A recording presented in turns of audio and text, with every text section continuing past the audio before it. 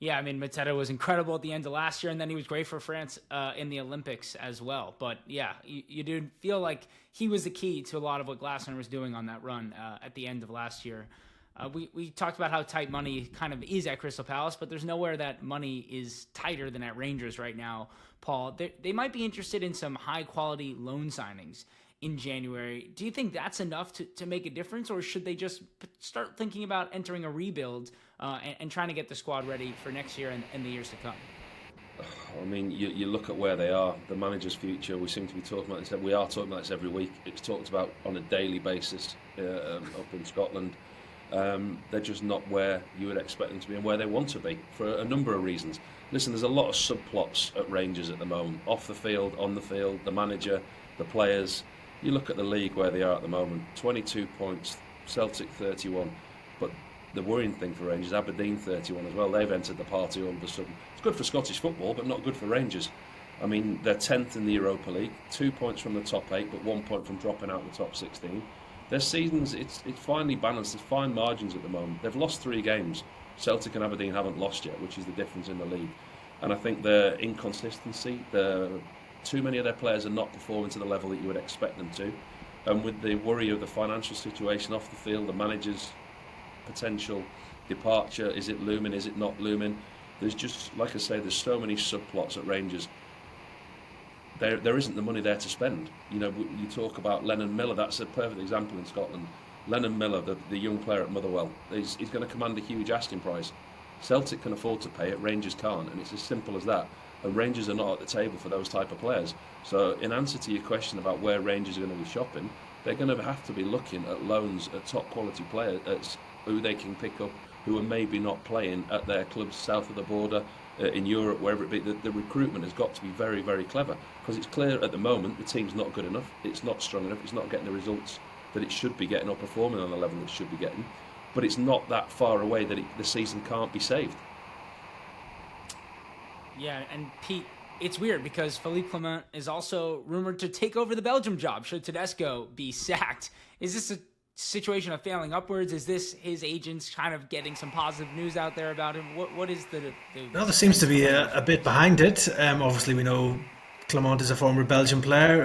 He has got admirers within the Belgium FA as well, and it does seem that they are considering a change of manager with Dominic Tedesco on the brink of possibly losing his job.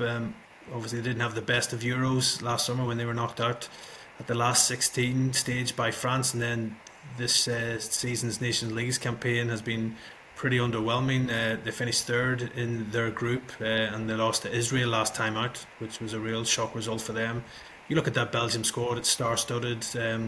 Really should be probably performing better than they are, so that's why we've got these Philippe Clement links as well. A bit surprising considering the man himself is under huge pressure at Rangers. He seems like he's probably a game away, a defeat away from the sack at Rangers right now as well. So could be the perfect solution for Rangers, this one, that they could see Clement move on, and maybe they could receive some compensation from the Belgian FA if the Belgian FA want to employ Clement as well. So could be a win-win for Rangers. It could mean they get some money for Clement, a manager who themselves they could be on the brink of sacking if things don't improve at Ibrox. But yeah, it's a strange link, but it might work to Rangers' favour. And Paul, on the other side of things, there's actually a GoFundMe currently raising money to give to the Rangers board in order to be able to afford sacking Clement. Celtic fans must just be absolutely loving that, yeah? Well, I wouldn't be surprised if it was Celtic fans who started the GoFundMe page. Don't believe all you read. Listen, there's a lot of speculation about his future, and I'm sure there'll be a lot of Rangers fans, a majority, that will be happy to see him move on. But it's the calibre of manager that you're going to get in next, which is the important thing for Rangers.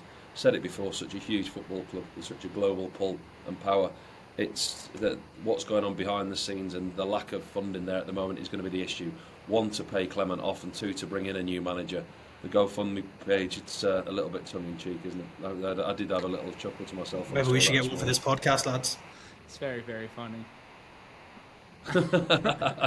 Mate, we couldn't afford to pay you off. We're stuck with you. We couldn't afford to pay you off. And then finally with Rangers, Pete, Lawrence Shanklin is someone who's rumored to Rangers for a long time.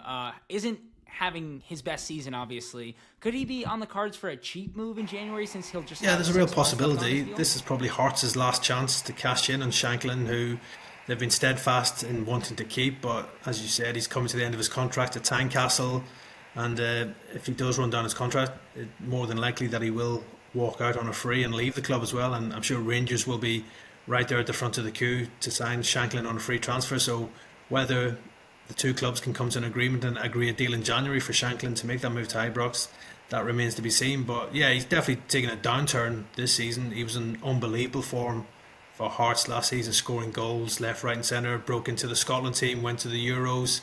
But yeah, he's just one goal in 13 SPL games so far this season. But I do think, for me, if he was to make the move to Rangers, he would be an upgrade on what they've got up front at the minute as well. So it could be a win-win situation here for Rangers if they could land Shanklin on a sort of small fee in January if Hearts decide to cash in on him. Otherwise, I do think they'll be ready to sign him on a free transfer next summer. Well, he scores goals, doesn't he? I mean, it's this season. It's obviously coming to the last year of his contract, so I don't care what people say. It does play with players' minds. It does different things. Sometimes it spurs players on to play better because they know they're going to get a move. Others, it does play on your mind when you're playing, thinking you've got to perform. 2 seasons, the last 2 seasons, 24 goals each season. This season, 1 in 13 so far. So that there's obviously something there. If Hearts are going to get any money from this, is the last chance. And like Pete says, I think he'll have an impact at Rangers. I think he'll score goals because he's proven in the previous 2 seasons that he can do that and breaking into the Scotland squad.